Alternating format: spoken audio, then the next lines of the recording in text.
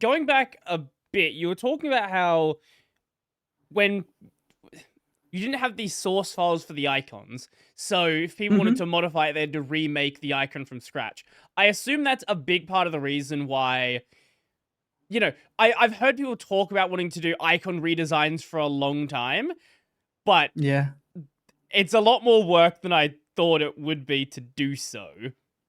Absolutely. I mean, in the past, as I was explaining before, like you bring up Inkscape, you create a square, and then you start putting all your graphics in there. Then you export that, and it just so happens too that Inkscape has its, like, it can export plain SVG, but it also has its own Inkscape isms that are difficult to parse in Mm, other systems. So uh, their way of doing graphics is a bit, you know, very personal to them, that may not always translate really well to other systems. But that aside, um, the other thing is that these shapes and forms, uh, I believe, at least for Breeze, they were flattened out before export as well, and so there were no layers when you got the file anyway. mm, And what that makes it difficult is that, for example, I as a designer would like to, I don't know, let's say the brightness icon, I would like to make the sun rays a little bit bigger, but I can't select all the sun rays and just give them one more pixel. I have to work with nodes because these are just flat images. mhm, And so with the system, the design system, that's another guarantee that I'm trying to kind of sell to our community, is that you will have access to actual sources that you can manipulate mhm, rather than just exported items. So for example, if the brightness icon has a circle in the middle and you would like the circle to be a half circle, well, now you can click all the way down to the circle shape and very easily manipulate it to be just a half circle, mhm, and you're done, right? And then you just export, and the export, yes, the export will be flat and will be ready for use. But at least you have that source that is easy to manipulate. And not only that, with design systems, you can componentize every piece of a graphic. mhm. So you can say my corners are 6 pixels rounded. You can say, but tomorrow I just happen to like 4 pixels. So you go to your source component, and you just change it to 4, and every button in your whole design system changes to that. Mhm, And that's hours and hours saved mhm, of mhm. clicking and going through every item. So I think that that's one area that was difficult for me, because I was thinking of how can I just create graphics that are reusable, that Mhm. don't depend on me, because sometimes design is just very personal. I have my own setup in my own machine, but how do I give that to the next person so that they can manipulate the work just as easy as I can?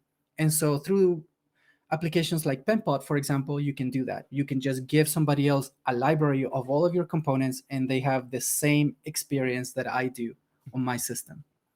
To put in the context, how many icons? Just speaking on icons, how many icons does KDE actually have? About 20,000, but I will caveat that with many of them are links, are sim links. Okay, Many of them.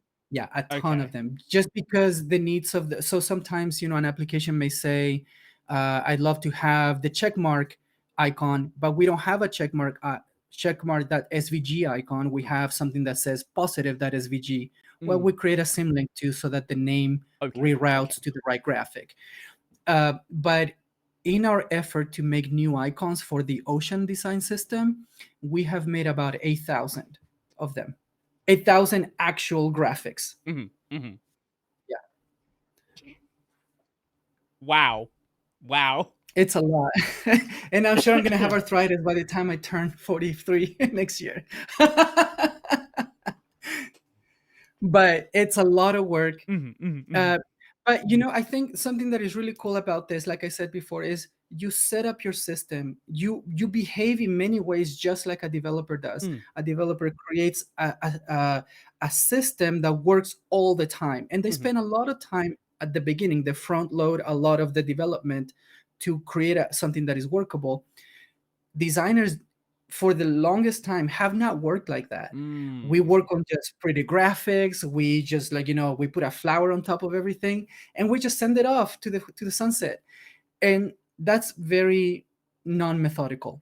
And so through design system mindsets and applications like these, you can actually think more like a developer, and you front load a lot of the work of graphic design. But then all you do is just click on the sidebar and you say, give me button, size Excel with, like in a warning state, versus, and with, like, I don't know, like with a label or with an icon at the end, not at the front. And so it's that easy. But yeah, you have to do a lot of work at first. Mhm.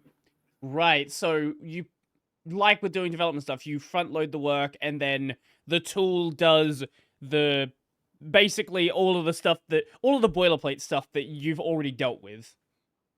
Yeah, absolutely. In fact, in design system applications like Penpal, for example, you can export CSS Mhm. of all of your assets. So if you click a button and you say you want to give it to a developer, you just give them the code, and Mhm. the CSS will work exactly as it appears on the screen. And then also, most recently, they've developed this thing called tokens, Mm. which are basically a concept that came up, that is used mostly in material design, Material 3, Material 2 for Android. And the token is basically a variable that you put in a large index file, Mhm. and you say, I don't know, you can call it whatever you want, but you can say color1 equals hex color number, whatever. Mm. And the way that you name these tokens is very helpful, because that way you can signal stuff to developers to say, this is an outline, this is a button label, Mhm. this is the color for button, or the color for shadow, or the whatever. It's all uh, set up as variables, and then you hand those over. And many of the systems that work with, for example, React.js today, they, a lot of them, especially for web, they just read that file, and that file is synchronized with your design system. So the moment you change something about your design, it immediately propagates to your website or gets approved to your website. Mhm. Mhm. I don't know that we would have something like that for Plasma, like that kind of immediacy, but um, having that backup of design systems, like on a place where you can actually look at code, Mhm. that's excellent. Like, we designers have never been good at providing that type of detail to Mhm. developers, so I'm excited for that. Mm. So you were saying before you kind of hope this brings more people into doing the design side. How many people right now are actively involved in the VDG? Well, if we're counting by the number of people that we have in our channels in Matrix, for example, we have something like 300 people. Mhm. But can we say that they all contribute? Sure, I right. don't think so. I think we have varying degrees of interaction. Um, but through the Plasma Next channel, we had something like 100 plus people that joined our chat. Mhm. And but I would say that only a few of them were able to execute designs on Penpod, and some of them have changed over time. So I would say, as a core team, maybe something like between 5 to 10 people Mhm. have contributed over time. I would say for my involvement, it has been probably the most prominent involvement. Mhm. I spend the most time on this, um, but I'm super grateful to all the previous volunteers and the current volunteers that are actually helping me. I mean, right now we're trying to migrate all the components that we can from Figma into Penpal. Penpal does not have the same kind of support as Figma does, Mhm. so not everything can be done, but at least what we can, we have asked a few designers that have joined our chats to help us out. And I think we have maybe something like 5 people that jump in whenever we request work that deals with graphics. Yeah. Mhm. Mhm.